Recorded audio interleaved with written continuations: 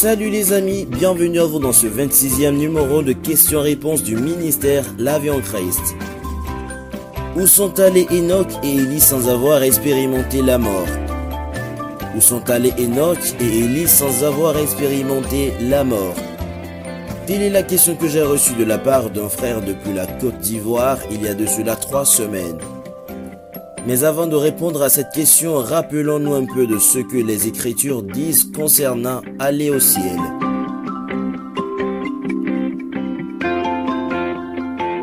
Dans Jean 3,13, nous lisons: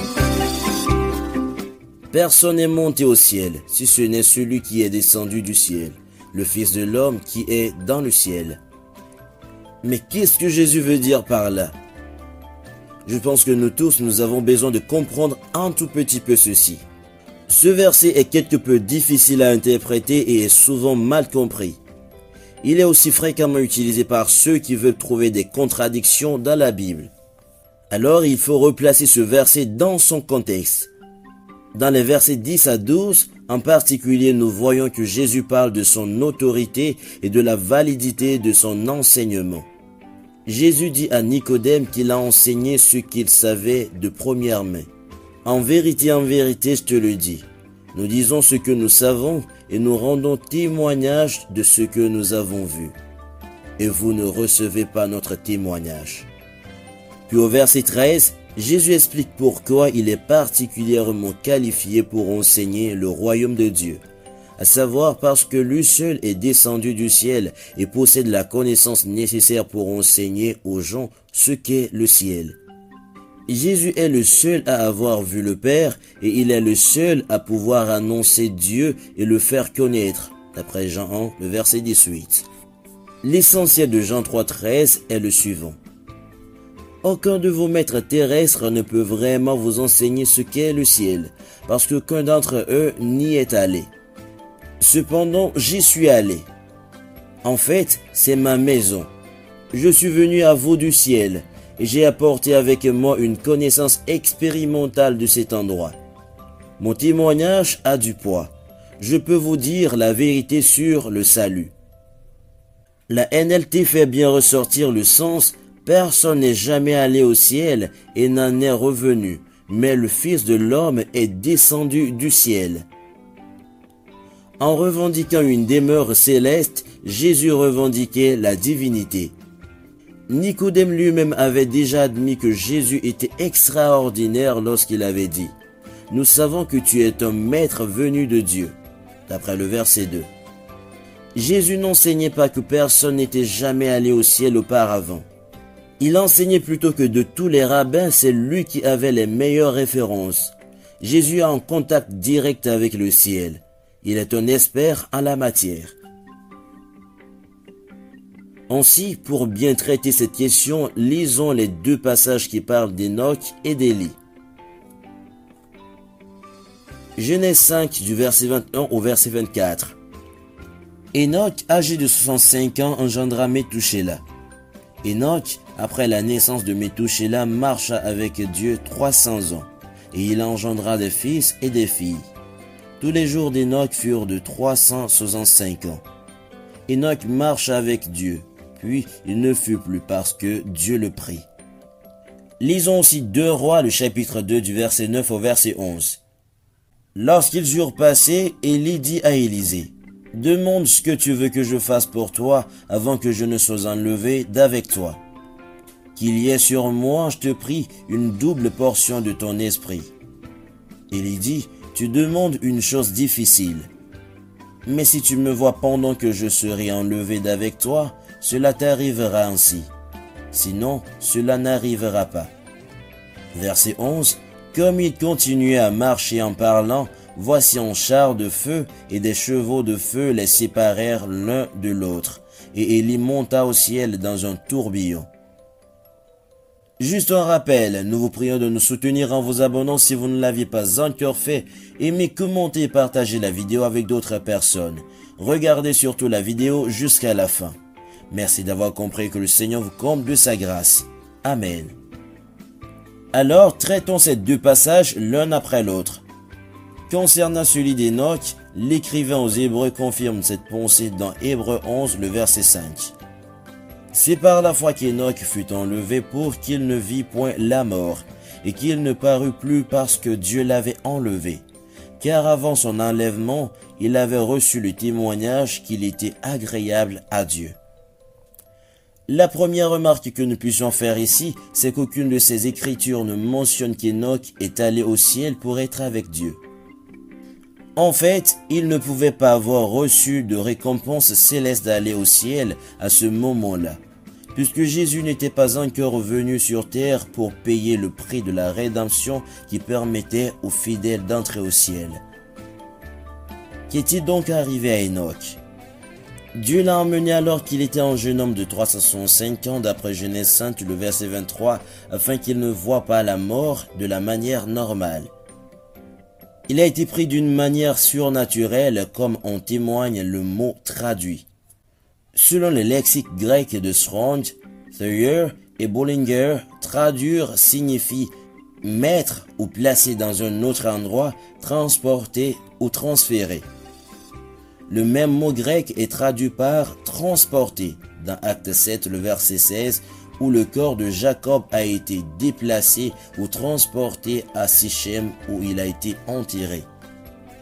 De même, c'est probable que Dieu ait pris Enoch et l'a placé quelque part afin qu'il ne soit pas retrouvé, tout comme il l'a fait avec le corps de Moïse dans Deutéronome 34, le verset 6.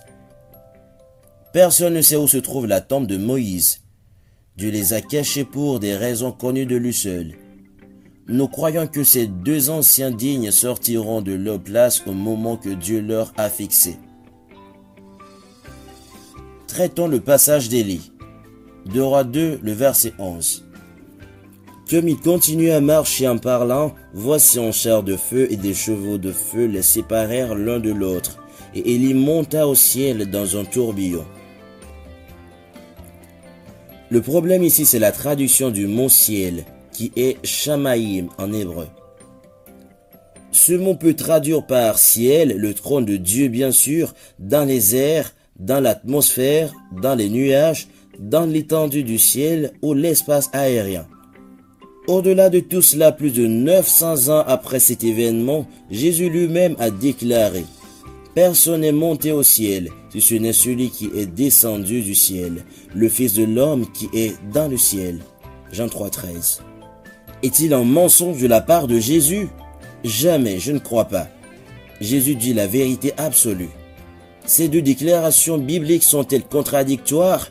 Jamais, pas de contradiction dans la Bible. C'est nous plutôt qui ne comprenons pas parfois. Si Élie n'est pas allé au ciel, alors où est-il allé? Les Écritures utilisent le mot ciel pour décrire trois endroits, pas un seul. Le premier ciel est l'atmosphère terrestre où volent les oiseaux, d'après Genèse 1, le verset 20. Dieu dit que les eaux produisent en abondance des animaux vivants, et que des oiseaux volent sur la terre vers l'étendue du ciel. Jérémie 4, le verset 25. Je regarde, et voici, il n'y a point d'homme, et tous les oiseaux des cieux ont pris la fuite. Ce mot hébreu Shamaïm est traduit par ciel dans l'écriture comparant Genèse 7, le verset 3. Cette couple aussi des oiseaux du ciel, mâles et femelles, afin de conserver leur race en vie sur la face de toute la terre. Le mot ciel et ciel sont utilisés de manière interchangeable à partir du même mot hébreu. Psaume 8, le verset 9 nous dit: les oiseaux du ciel et les poissons de la mer, tous ceux qui parcourent les sentiers des mers. Ainsi, le premier ciel est synonyme de hauteur ou élévation. Cela ne fait pas référence au ciel où se trouve le trône de Dieu. Le deuxième ciel est l'espace extra-atmosphérique où existent les planètes et les étoiles, d'après Genèse 1 du verset 14 au verset 17. Dieu dit qu'il y ait des luminaires dans l'étendue du ciel pour séparer le jour d'avec la nuit, que ce soit des signes pour marquer les époques, les jours et les années, et qu'ils servent de luminaires dans l'étendue du ciel pour éclairer la terre. Et cela fut ainsi. Psaume 8 du verset 4 au verset 5 nous dit: quand je contemple les cieux, ouvrage de tes mains, La lune et les étoiles que tu as créées, qu'est-ce que l'homme pour que tu te souviennes de lui, et le Fils de l'homme pour que tu prennes garde à lui? Ce deuxième ciel fait référence à l'espace où se trouvent les étoiles, la lune et autres. Le troisième ciel est littéralement appelé le troisième ciel. Dans 2 Corinthiens 12, le verset 2, nous lisons: « Je connais un homme en Christ qui fut il y a 14 ans, ravi jusqu'au ciel, si ce fut dans son corps, je ne sais. Si ce fut hors de son corps, je ne sais. Dieu le sait. » Ce troisième ciel est ce que Jésus appelle la maison du Père, d'après Jean 14, le verset 2, et Jésus et l'apôtre Paul appellent paradis. Luc 23, le verset 43, 2 Corinthiens 12, du verset 2 au verset 4, Apocalypse 2, le verset 7. Ce troisième ciel est l'endroit où Dieu et le sanctuaire céleste existent. 1 Pierre 3, le verset 22.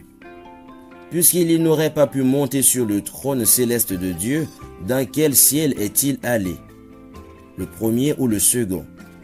Probablement qu'il a été emmené dans l'atmosphère terrestre, le premier ciel, car il ne pouvait avoir de tourbillon ailleurs que dans l'atmosphère entourant la terre. Il y est-il mort quand Dieu l'a emmené dans l'atmosphère? Nous croyons qu'il ne l'a pas fait. Près de 10 ans après qu'il ait été enlevé de son peuple, le méchant roi de Juda, Joram, reçut une lettre d'Élie. D'après 2 Chroniques 21 du verset 12 au verset 15. Il vint en écrit du prophète Élie, disant: « Ainsi parle l'Éternel, le Dieu de David, ton père, parce que tu n'as pas marché dans les voies de Josaphat, ton père, et dans les voies d'Asa, roi de Juda, mais que tu as marché dans la voie des rois d'Israël. Parce que tu as entraîné à la prostitution Juda et les habitants de Jérusalem, comme l'a fait la maison d'Achab à l'égard d'Israël. Et parce que tu as fait mourir tes frères meilleurs que toi, la maison même de ton père. » D'après le libellé de la lettre, il est clair qu'elle a été écrite après les événements de la dernière décennie. Il y parle de ces événements comme des événements passés et des maladies comme des événements futurs. 2 ans après avoir reçu la lettre, le roi tomba malade et mourut. Cette lettre prouve qu'Élie était vivant et vivait ailleurs. La Bible ne révèle pas combien de temps Élie a vécu après avoir écrit la lettre. Mais nous savons que lorsqu'il est mort, il n'est pas allé au ciel où se trouve le trône de Dieu. Un incident similaire à celui d'Élie a eu lieu dans Acte 8 du verset 39 au verset 40, où Philippe a été enlevé à un autre endroit. Ézéchiel a également expérimenté le pouvoir de transport de Dieu lorsque l'Esprit l'a enlevé à un autre endroit. Ézéchiel 3 du verset 12 au verset 14. Alors, pour répondre à la question « Où sont allés Enoch et Élie ?», la réponse simple et biblique est que ce soit Enoch et Élie, nul n'est monté au ciel où se trouve le trône de Dieu selon les Écritures. Pour le moment, Dieu ne leur a pas encore donné un corps incorruptible.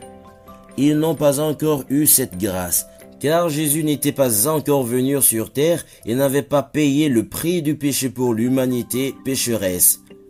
Alors, ni Enoch ni Élie ne s'étaient pas montés au ciel où se trouve le trône de Dieu. En d'autres termes, ils ne sont pas récompensés du temps que Jésus n'avait pas payé le prix. Dieu est juste et fidèle. J'espère que nous avions tous appris beaucoup de choses à travers cette question. Que la grâce et la miséricorde de Dieu soient votre partage au nom de Jésus-Christ. Que Dieu vous bénisse d'avoir regardé la vidéo jusqu'à la fin. S'il vous plaît, aimez, commentez et partagez la vidéo avec d'autres personnes pour les édifier. Que Dieu vous comble de sa grâce de nous soutenir. Pour d'autres questions relatives, n'hésitez pas de contacter votre serviteur le pasteur Kosik Bafa au plus de 128 90 44 43 34. Shalom et on se retrouve le samedi prochain pour répondre à d'autres questions.